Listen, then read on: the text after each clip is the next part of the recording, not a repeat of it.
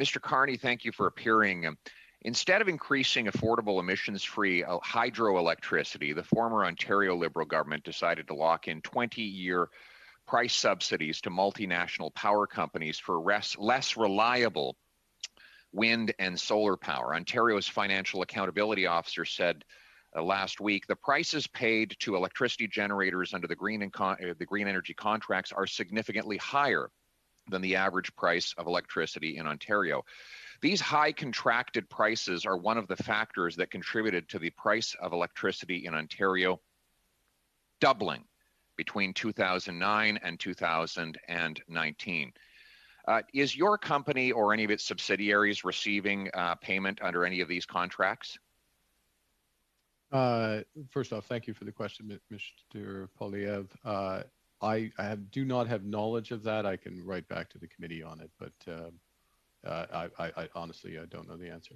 All right. You are the vice president responsible for environmental, social, and governance, and this is supposedly to be specific, Mr. Poilievre. My responsibilities are for developing an impact strategy, which is a new strategy at Brookfield. I'm not responsible for previous activities, although Brookfield has much to recommend as a great Canadian company that has built renewable power. Thank you for that. Well, the Financial Post says that Brookfield Renewable Energy, Enbridge, and TransAlta alone account for 38% of these subsidies. These subsidies are massive. They amount to 150% subsidy for wind, 750% for solar. That drives up the cost of energy for everyday people. According to the Ontario Association of Food Banks, in a report on the subject, has created something called energy poverty. One victim of this social injustice was Sherry Selina, a disabled single mother from Perth who's suffering with depression, anxiety, PTSD, type 2 diabetes, and chronic pain from a car accident. Her bill rose to $309 a month despite conserving electricity. I want to quote her. "My house is heated by wood and propane. My son requires a BPAP machine for his severe obstructive sleep apnea syndrome," end quote. Mr. Carney, she was terrified that the Liberal government was going to disconnect her power because she couldn't pay the bills that rose to subsidize the profits of multinational corporations like yours. I guess the question is very simple. Because you are in charge of impact investing, would you commit on behalf of Brookfield that your company will no longer accept these unjust subsidies that are driving people in Ontario into poverty and desperation?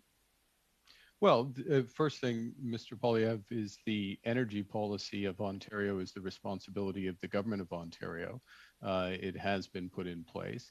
And part of that energy policy, as you know, has been to diversify energy sources. And I'd associate myself with the comments of Mr. Bradley moments ago about the important role that electricity and the broad range of electricity sources are going to play in Ontario and Canada's transition to a more sustainable and inclusive economy. But my question was, would you commit today to reject those subsidies? You can do so. Your company your company can reject the subsidies and offer to charge the market rate, which is 6 cents, instead of the subsidized rate, which is about 15 cents per kilowatt hour.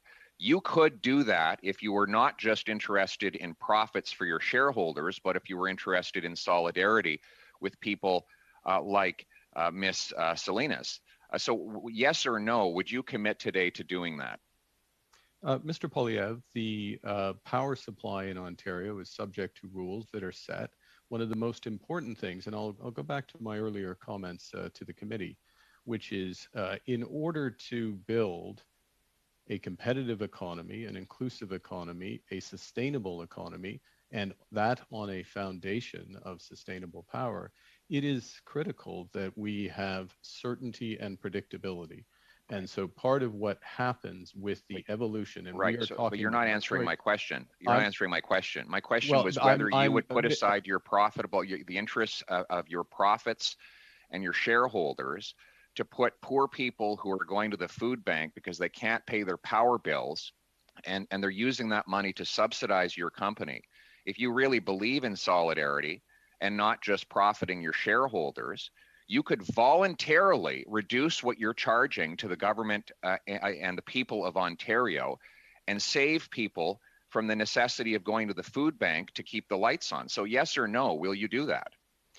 Mr. Poilievre, before you stop to my answer, you're giving one characterization of the power policy of the government of Ontario, and there is a new government of Ontario, I would add, that also has ability to change a broad range they can. of policies. It's a locked-in contract for 20 years. It is a locked-in contract. Yeah, there you go. So you knew that much. You knew that much. And a relevant point. No, I'm just waiting for you to acknowledge it.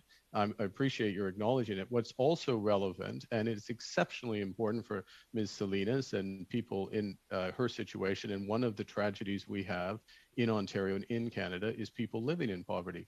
Now, the instrument of solidarity to address poverty, broader poverty, is not targeted energy policy, but it is a broader range of support policies. The solution is for you to stop ripping people off by overcharging them for electricity. Your company and your company alone, Mr. Carney, has the legal authority to reject the subsidies that have doubled power bills on poor and working class Ontarians. Simple yes or no question. Will you turn down those subsidies to give Ontario's poor a break? Just a yes or no. Mr. Poilievre, as you said moments ago, there are contracts put in place between the Ontario government and players in the Ontario power market that are providing electricity for Ontarians. Overcharging, yes or no? And so both sides of those contracts are honored. Yes or no? Mr. Poilievre? So I guess we're not going to get an answer. It looks like you and your company will continue to profit off the backs of poor and working class Ontarians by taking these massive government subsidies that you wrote into a contract under your previous Liberal government.